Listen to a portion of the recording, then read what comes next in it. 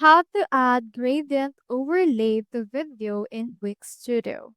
So in order to do that, head over and then click right here into the actual video that you want to add a gradient overlay. From in there, click onto this Open Inspector option and then click onto this Design option. Once we have done that, you can scroll down and in here we have the pattern overlay.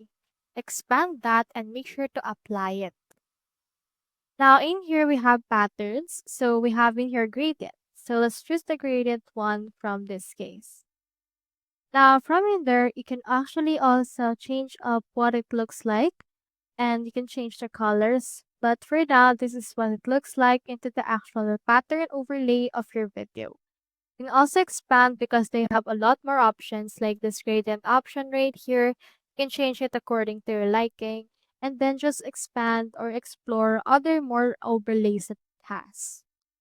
So that's how you add gradient overlay to video in Wix Studio. Hope we helped.